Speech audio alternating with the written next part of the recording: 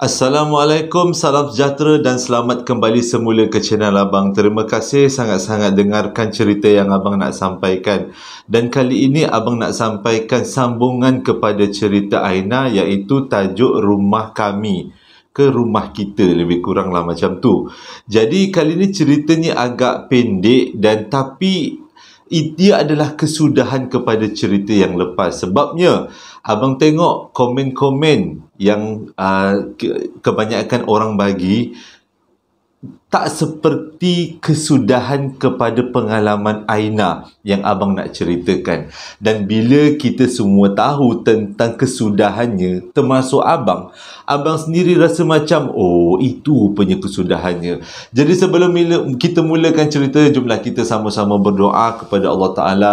Moga kita dipanjangkan umur, dimurahkan rezeki, dipermudahkan segala urusan, termasuk urusan beribadah, dan diberikan rezeki yang melimpah ruah, diberikan kebahagiaan dunia dan di akhirat, dan diampunkan segala dosa-dosa kita. Amin ya rabbal alamin. Jadi tanpa membuang masa, abang akan sambung cerita Aina. Bagi yang tak tahu tentang cerita Aina, iaitu cerita tentang Rumah Kami yang berlaku di Sungai Petani, Kedah tahun 2002, abang akan sediakan link pada ruangan info. Jadi tapi sebenarnya link tu tak adalah perlu sangat, sebabnya ceritanya adalah cerita yang sebelum ini. Okey, tanpa membuang masa, jom kita teruskan cerita Aina.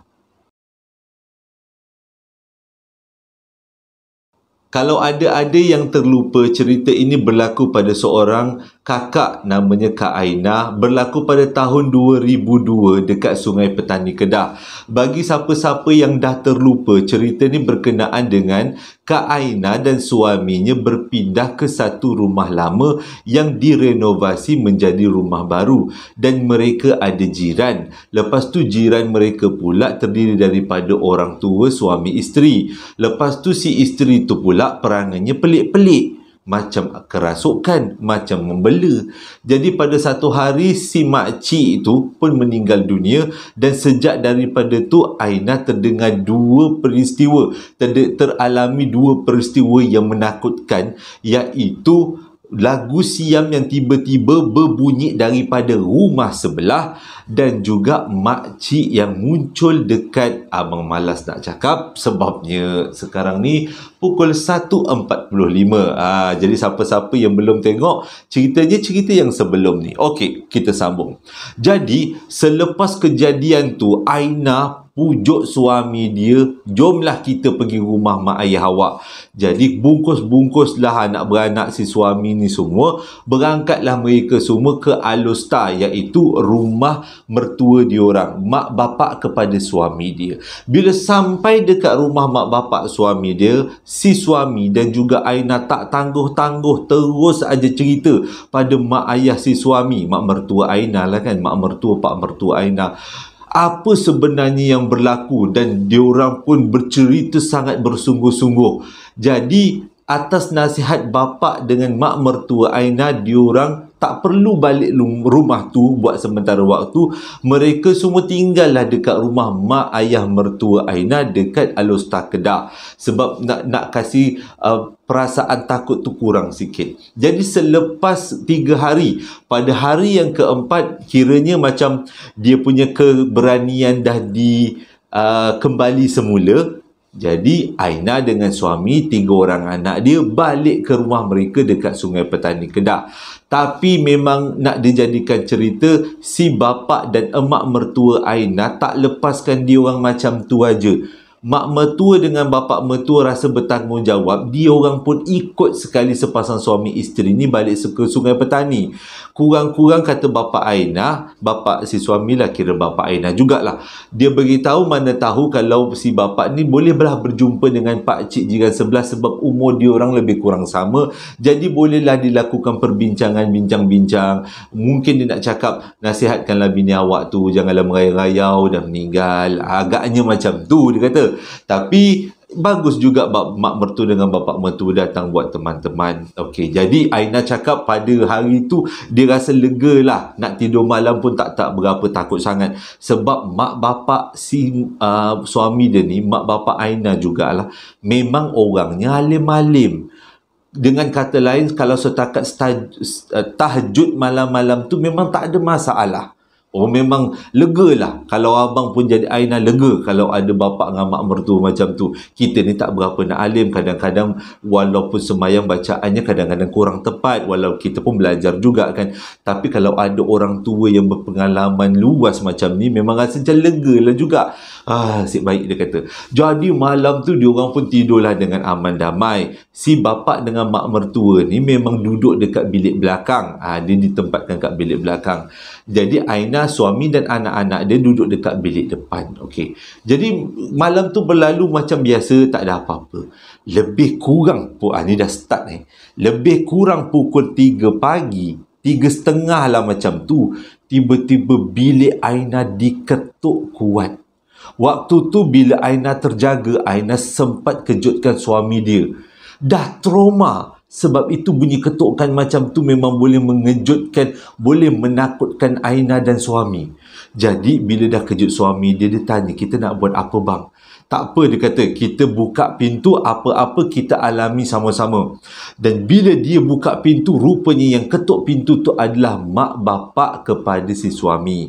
Jadi bapak dia tanyalah dengan bapak dia, kenapa bah? Kenapa nak kena ketuk pintu pukul 3.30? Ada apa-apa yang tak kena ke? Bapak dia cakap, dah tahu rumah ni kena ganggu, bangun-bangunlah sembahyang tahajud. Tersenyum laki bini bila dia ajak macam tu. Bagus juga. Jadi diorang pun berempat siap-siap lah. Abang pendekkan cerita, diorang berempat pun siap-siap lah nak buat sembahyang tahajud. Okey, jadi diorang pun bersiap-siap lah kan, sembahyang tahajud secara berjemaah lah, lebih kurang macam tu. Jadi tengah-tengah nak sembahyang, tiba-tiba tombol pintu rumah depan macam ada orang goncang. Kuk macam tu. Jadi waktu tu si suami rasa macam keberaniannya tinggi sebab mak bapak dia ada kat rumah. Dia terus meluru. Aina kata suami dia terus meluru ke pintu. Konon-konon nak buka, nak jerkah lah. Hey, jangan kau buat macam ni. Agaknya macam tu.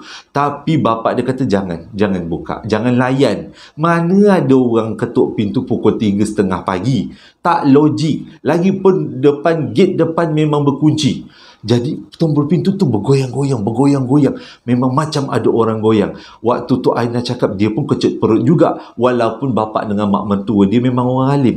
Jadi diorang pun berempat senyap dan tengok pada tombol pintu tu. Selepas 5 minit tombol pintu tu digoncang-goncang, grill diorang pula digoncang. Kuk macam tu. Jadi memang rasa takut, kata Aina pada waktu tu. Dan bapak dia tengok bapak mentua dia kumat kamit seolah-olah baca sesuatu. Mungkin bapak mentua dia baca ayatul kursi ataupun selawat Nabi kan, Allahumma salli ala sayyidina Muhammad wa ala ali sayyidina Muhammad. Mungkin lah kan. Jadi dia biarkan benda tu berlarutan lebih kurang dekat 10 minit. Dan selepas 10 minit, tiba-tiba bapak mertua Aina pergi dekat depan pintu. Engkau nak apa datang sini? Itu soalan dia. Mula-mula Aina cakap takkanlah ada orang balas. Takkanlah kan. Tiba-tiba dengar suara perempuan balas macam ni. Aku nak balik. Aku nak balik rumah aku. Gemang pula. Aku nak balik rumah aku. Dia cakap macam tu. Jadi bapak dia balas, pergi dari sini. Kami nak beribadah. Pergi. Jadi bila bapak dia tengking, sebenarnya kata Aina bapak dia tengking benda tu sambil baca ayat kursi ke selawat Nabi, lebih kurang macam tu lah. Lepas tu nampaklah bapak dia macam hembuskan dekat pintu tu, macam tu. Dan hembusan dia agak tajam lah, dia kata Aina. Bukan macam kita, bukan. Tajam hembusan dia. Jadi dah tak ada dengar bunyi gegar-gegar, tak ada bunyi suara. Jadi bapak dia cakap benda tu dah pergi, jomlah kita semayang. Jadi sepanjang malam tu diorang berempat semayang tahajud. Aina kata dia tak fokus langsung. Waktu tengah semayang tu, tiba-tiba mata dia akan menjeling-jeling ke pintu depan. Sebabnya diorang semua ni semayang dekat ruang tamu. Jadi memang dekat dengan pintu depan. Sikit-sikit mata dia menjeling-jeling ke arah pintu depan. Takut juga dia kata. Tapi Alhamdulillah sepanjang semayang memang tak ada gangguan. Tapi lepas habis semayang tu, diorang pun mak bapak dia teruslah semayang, macam-macam semayang. Aina dengan suami dia pun masuklah tidur. Tapi dia kata sepanjang malam tu nak nunggu ke subuh tu, Aina terdengar-dengar suara. Dia kata bukan macam suara bergema-gema, memang suaranya tepat macam suara manusia. Cuma dia kata aku nak balik rumah aku tu, Aina rasa pelik. Balik rumah mana? Rumah kau kat sebelah weh. Nak cakap macam tu. Tapi tak ada pula dia sampai hati nak cakap. Jadi akhirnya dia tertidur. Sedar-sedar dah subuh. Dan bila dah subuh, diorang pun buatlah aktiviti seperti biasa. Dan lepas sarapan pagi, mak bapak mertua Aina pun baliklah rumah diorang dekat Alor-Star Kedah. Tinggallah Aina, suami isteri dekat rumah. Okey, itu tamat bahagian pertama. Bila ayah dengan mak mertua dah balik, Aina pun tanya dengan suaminya, bang, kita macam mana bang malam ni bang? Jadi suami dia kata, kita tawakal pada Allah Ta'ala, kita dah tak boleh buat apa, rumah pun kita dah beli, takkan kita nak lari daripada masalah, dan memang inilah masalah kita kena selesaikan. Jadi diorang pun buatlah aktiviti seperti biasa. Lebih kurang tengah hari lah, pukul 2 macam tu, tiba-tiba diorang dengar rumah sebelah seperti ada orang masuk. Maksudnya mungkin pakcik tu balik, dan suami Aina dengan Aina gegas-gegaslah keluar daripada rumah. Memang betul pakcik sebelah tu balik.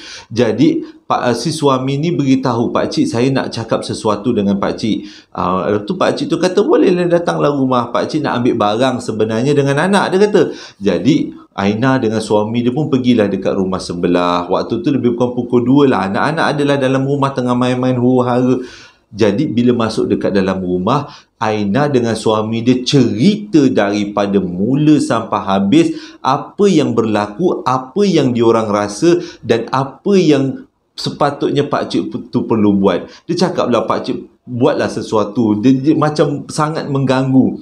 Pakcik tu dengar dalam keadaan yang sugul, tiba-tiba pakcik tu minta maaf sangat-sangat. Dia kata dia minta maaf dengan apa-apa yang berlaku. Dia tak boleh nak buat apa-apa. Dia cakap yang penting anak-anak bacalah apa-apa yang patut. Aina kata dia rasa macam kenapa pakcik ni tiba-tiba rasa redha macam tu. Dia tahu tak kita orang ni jiran macam nak mati menghadapi benda-benda pelik ni. Jadi suami Aina cakap, apa kata malam ni pakcik tidur rumah ni, kalau ada apa-apa kita orang panggil pakcik. Tapi anak si pakcik tu cakap tak boleh sebab petang tu diorang kena bawa si pakcik ni balik rumah diorang lah.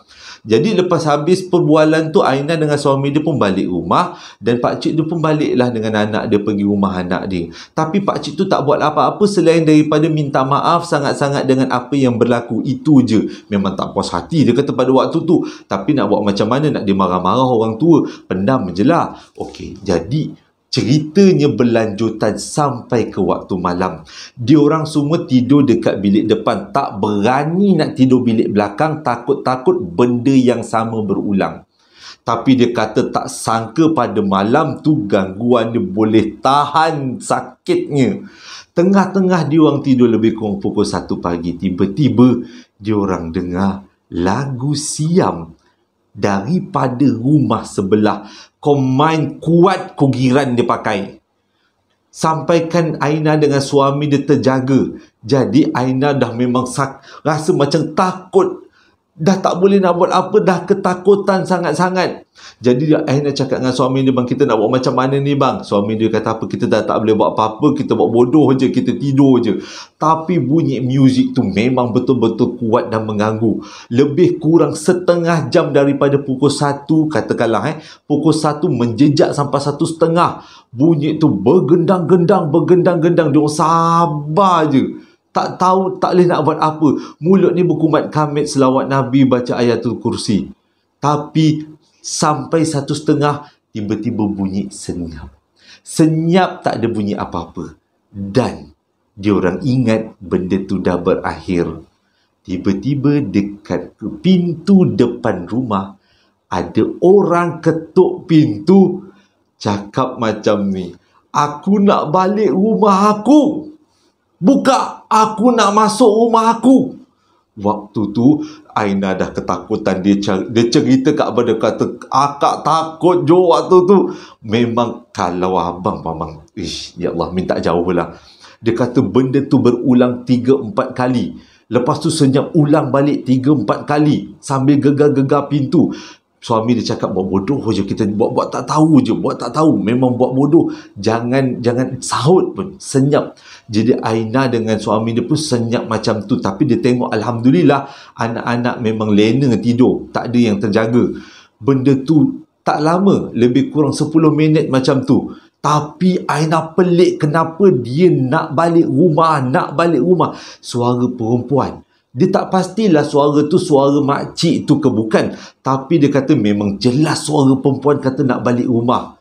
Memang ketakutan dia orang pada malam tu. Sangat-sangat ketakutan. Jadi memang dah tak boleh buat macam mana. Akhirnya dia orang pun buat bodoh dan sedar-sedar dah subuh.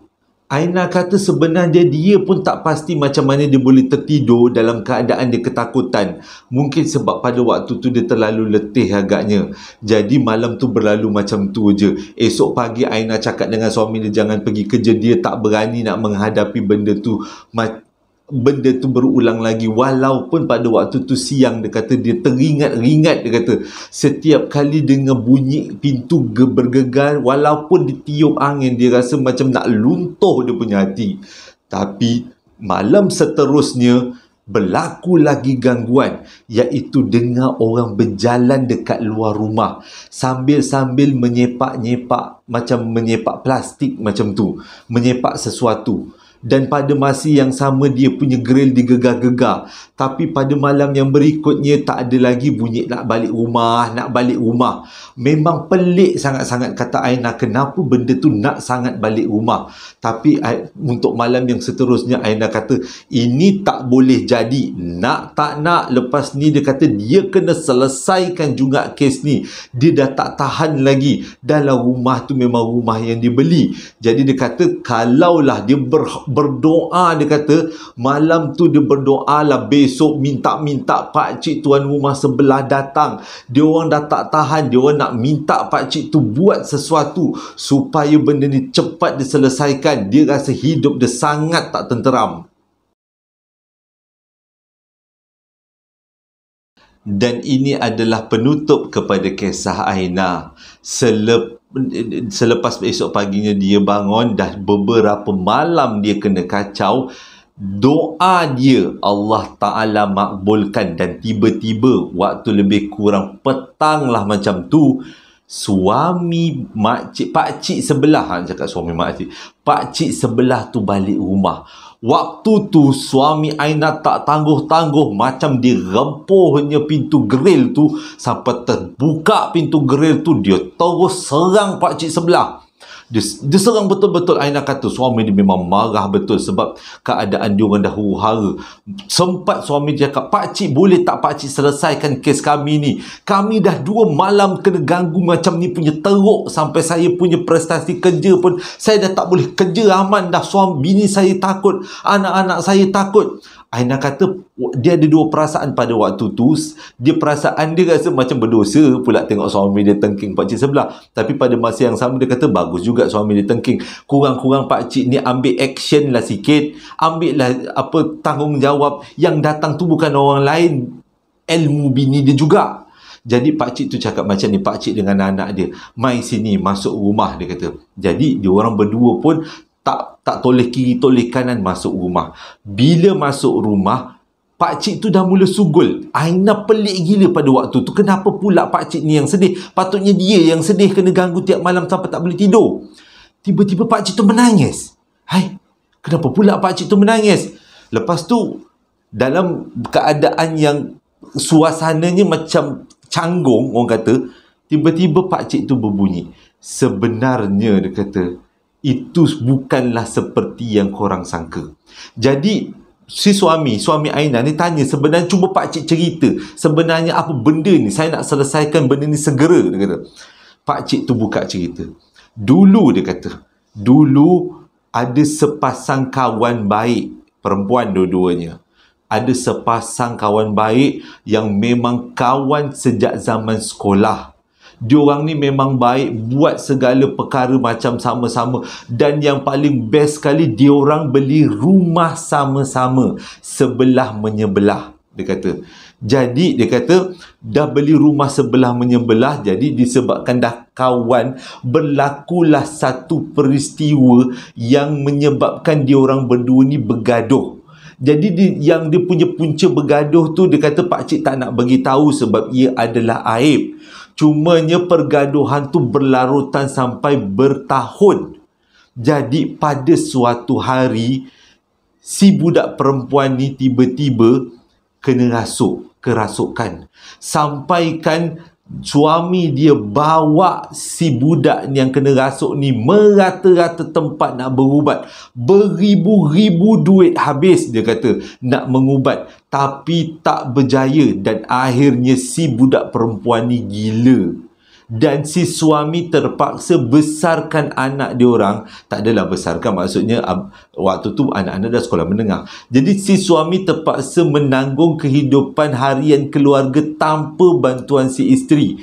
Dia dah puas berubatkan si isteri, tapi tetap juga tak sembuh.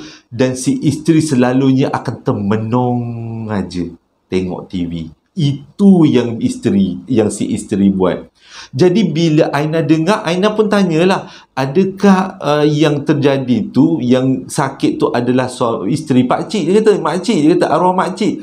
Dia kata, betul, itulah arwah makcik. Dia kata, dan arwah makcik kami pernah bawa berubat ke merata-rata tempat, dan kebanyakannya bagi tahu arwah makcik, isteri pakcik telah dihantar satu khadam oleh seseorang supaya dia menjadi gila. Lepas tu Aina desak juga pakcik tu, apa puncanya sampai jadi macam ni, tapi pakcik tu tak nak beritahu. Dengan kata lain, pergaduhan tu menyebabkan si seseorang hantar sesuatu kepada makcik, sampaikan makcik ni jadi gila. Tak boleh nak uruskan diri, tak boleh nak uruskan anak-anak, suami dan rumah. Jadi Aina pun teruslah tanya, adakah yang menghantar benda ni jiran pakcik? Dia kata, betul, jiran pakcik. Jadi dia kata, jiran pakcik adalah tuan rumah asal rumah kami. Betul? Pakcik tu terus kata betul. Waktu tu Aina rasa macam, apa sebenarnya berlaku ni? Jadi pakcik tu cakap, dulu tuan rumah asal rumah Aina dan suami dia ni yang berkawan baik dengan makcik dia. Bila bergaduh, tuan rumah ni yang hantar pendamping, bukan dia punya pendamping, dia punya kadam kepada makcik sampai makcik tuan sebelah tu gila. Jadi dia kata, okey, boleh jadi juga, patutlah pelik jadi. Jadi diorang buat kesimpulan, Aina dengan suami dia buat kesimpulan, tuan rumah asal rumah diorang dah meninggal orang tu. Tak puas hati dengan makcik jiran sebelah atas sesuatu sebab, dihantar je kadam dan buatkan makcik jiran sebelah tu gila. Lepas tu dua orang ni meninggal dunia kan. Bila dua orang ni meninggal dunia, tuan asal rumah Aina, pakcik tu ingat yang isterinya tak betul tu, bila orang yang menghantar kadam tu meninggal, ingatkan kadam tu hilang. Tak, kadam tu tetap ada. Jadi pakcik tu cakap, kenapa kadam tu ada? Sebabnya kadam tu disuruh oleh tuan asalnya untuk ganggu perempuan ini sampai dia mati. Jadi sebab itulah bila makcik tu mati, kadam tu balik semula ke rumah asal tuan dia. Sebab itu Aina diganggu dengan suami dia, aku nak balik rumah aku. Sebab rumah Aina dan rumah suami dia adalah sebenarnya rumah tuan asal yang menghantar kadam ke jiran sebelah semata-mata nak menjadikan jiran sebelah gila. Itu sebenar ceritanya. Jadi waktu tu Aina rasa macam, okey, jadi bunyi lagu siam tu datang daripada mana? Pakcik tu cakap, kalau kau tak percaya, lagu siam tu sebenarnya datang daripada rumah kalian. Dengan kata lain, katanya tuan asal rumah korang ni hantar benda yang berkaitan dengan ilmu siam ke isteri pakcik. Jadi Selepas tu dia tanyalah dengan jiran-jiran. Memang betul, sebenarnya lagu siam tu bukan datang daripada rumah makcik sebelah, pakcik sebelah, tapi datang daripada ruang tamu rumah diorang, tapi diorang tak perasan. Aina kata dia rasa macam tak boleh nak percaya, tapi bila dia tanya dengan jiran-jiran, memang betul. Semua jiran-jiran mengaku lagu siam tu datang daripada rumah Aina, bukan rumah pakcik tu. Memang pelik. Abang mula-mula dapat cerita ni, boleh jadi filem cerita ni. Lain macam Kak pengalaman Kak. Terima kasih Kak Aina. Okey, kita sambung lagi, sikit lagi. Jadi, Aina pun tanya, tapi kenapa yang datang ke rumah kami tu menyerupai arwah makcik? Jadi pakcik tu cakap mungkin sebab benda ni dah dijadikan kadam semenjak bertahun-tahun, menyebabkan benda tu menyerupai orang yang dia dampingi, bukan menyerupai tuan asal. Jadi terjawablah semua persoalan kenapa rumah diorang diganggu dengan perkataan aku nak balik, dan juga kenapa benda yang datang tu menyerupai makcik sebelah. Dengan kata lain, Aina dengan suami dia dah tersalah tuduh. Minta maaf. Aina cerita dia terminta maaf sangat-sangat dengan pakcik. Dia tak tahu ini adalah cerita asal. Dan dia tanya juga benda ni pada jiran-jiran, dan memang semua jiran-jiran membenarkan itulah cerita sebenarnya. Bukanlah makcik tu yang salah, tapi makcik tu adalah mangsa. Kenapa diorang bergaduh? Sampai ke sudah Aina sendiri tak tahu. Pakcik tu pun dah meninggal, makcik tu pun dah meninggal, yang jiran sebelah. Siapa tuan rumah asal rumah tu? Aina dengan suami dia pun tak tahu, sebab diorang beli daripada ejen perumahan. Dengan kata lain, dia tak tahu siapa. Dan abang minta maaf sangat-sangat kalau cerita ini telah mengaibkan lah, membuka rahsia keluarga, sesetengah keluarga. Abang minta maaf, tapi abang sorok benda yang boleh abang sorok. Minta maaf sangat-sangat. Dan itu adalah penutupnya. Aina panggil orang untuk pagar rumah, dan Alhamdulillah selepas pagar rumah dan Aina mengamalkan Yasin setiap malam selama 40 hari bersama suami dia, Alhamdulillah selepas tu gangguan tu ada, tapi tak terlalu teruk. Kadang-kadang nampak lintasan, tapi dia masih lagi boleh handle, dan benda tu berlaku sampai sekarang.